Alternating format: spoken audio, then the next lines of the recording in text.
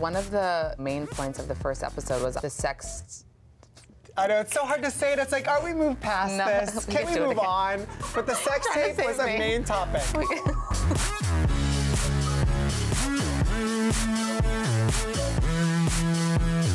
Hi guys, I'm Amanda Hirsch. You might know me from Not Skinny But Not Fat on Instagram. And I'm Colt Paulsen, gay man with a spray tan on TikTok. This is Kards Katch Up with E! News, and we're talking everything crazy with the K when it comes to the Kardashians. You are like the luckiest human being ever to get to interview the Kardashians at a Kardashian premiere. We're dying to know what went down. They were regal AF because I was like there as kind of press. I saw the sheet of like who's gonna be there. What was the funniest to me, it said Avril Lavigne influencer, and I was like, I don't know, she like that. Also, she wasn't there. But then I saw Pete on the list of who's gonna be at the premiere, and I was like, I cannot continue to do this job right now. Pete is gonna be here. And I didn't know if he was gonna walk the carpet.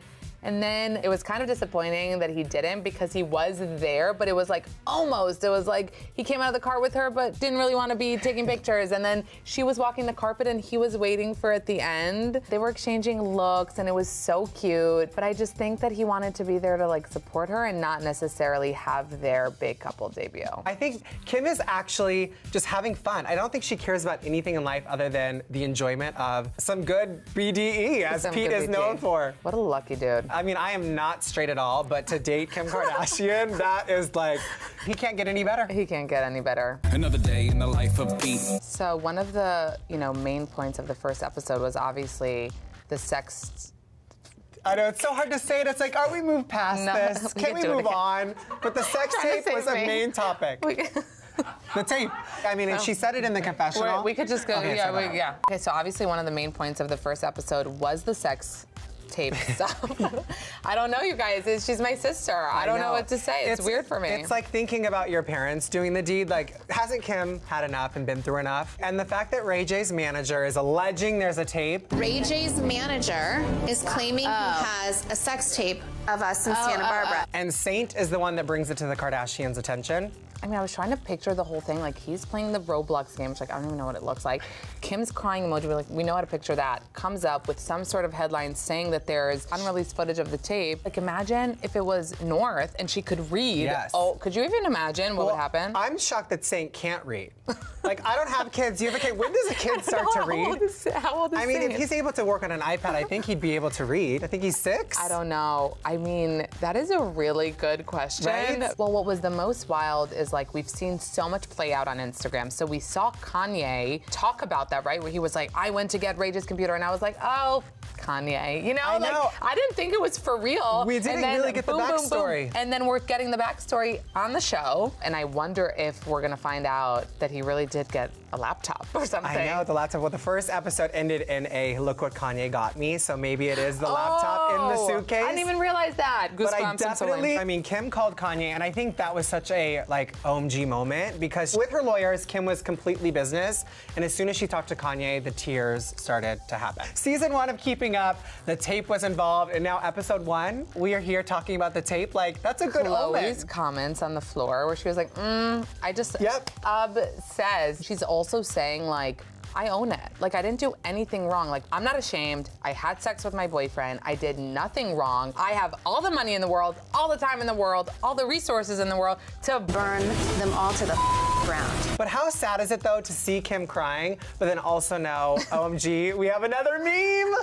Like, I get so excited when Kim cries. It's sad, but also I'm like, yes! It's not okay, though. It's not. A lot of fans were worried that they weren't gonna see Scott in this new show, but he's there, you guys. Don't worry. Jewel on lanyard and all. We see in this first episode how he's so sad to be left out and not invited. I think he should be really #blessed and grateful that he's been taken along for this long-ass ride and given opportunity after opportunity. So I don't think there's a lot of room for whining. You can be hurt, you could be upset that you don't have your backup baby mama for when you're done with your 25-year-olds. You know what pisses me off the most? She's not in his age range. She's 42, so what are you crying about? Oh, wow. Right? She's getting I think 25 is a little too old. But For now that he him. wants to be a little bit more mature, I mean, I think he's realizing. I don't think he's realizing, Colt. When did No? he realize? When he's saying on the show literally that he could maybe go up to upper 20s? More age appropriate. Yeah, like, you know, upper 21. 20s. Yeah, well, here's the thing with Scott. I mean, he's giving us good content. Yeah,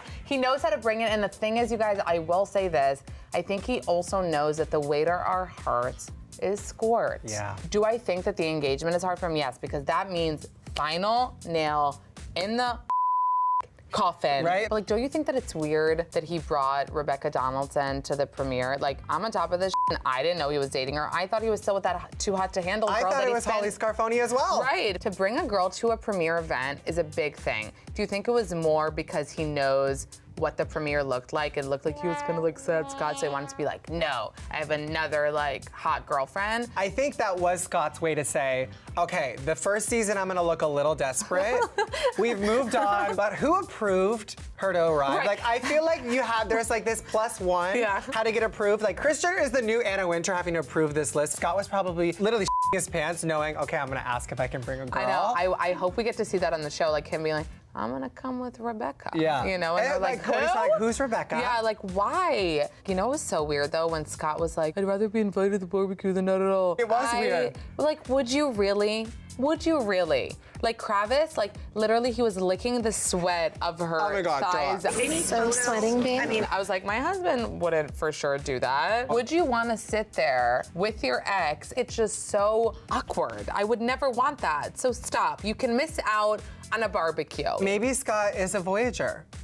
What do you Is mean? that the right word? That likes to watch a voyeur? Maybe Scott's a voyeur. It's a voyeur. You ever heard likes of a to voyeur watch? like to watch? Yeah. You never know. I think the thing is with Kourtney, like, I feel like we are gonna find out she has some kink, you know what I mean? Immediately her 100%. mind, he was like, babe, you're sticking, and she's like, touch it.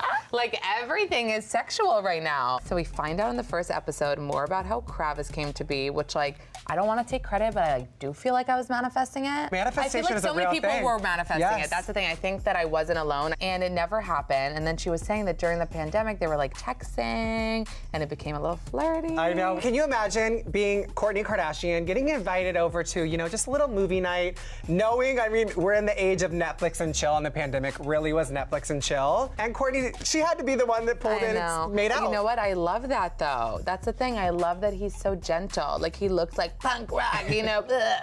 But it's like, no, he's like eating avocado, not making first moves. He's such a gentle soul. And I love to picture her at night. No, I'm just kidding.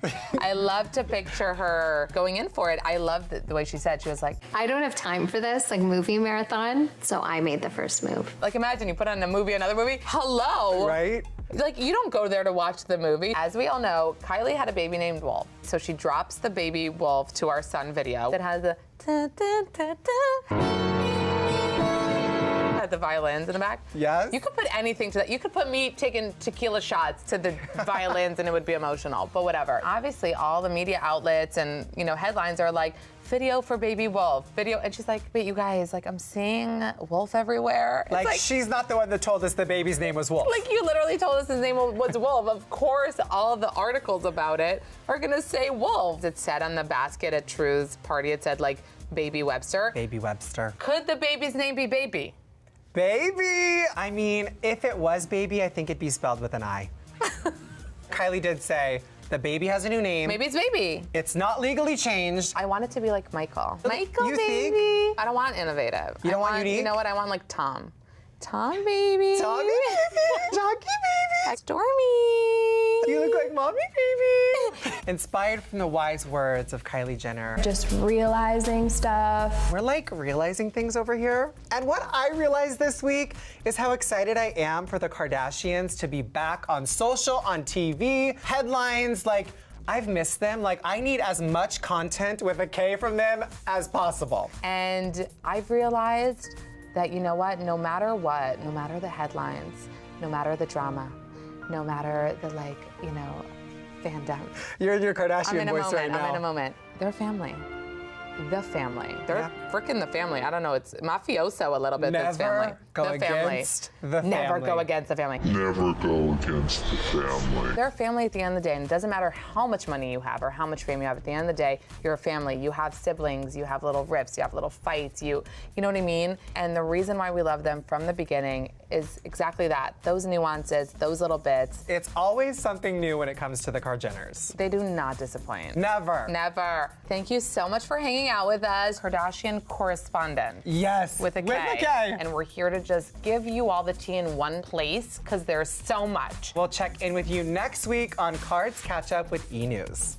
We hope you've been enjoying all this Jenner coverage over here, and we never want you to miss anything. So click here to check out past moments, exciting moments. And comment down below your thoughts on the episode, and don't forget to subscribe for all things Kardashian.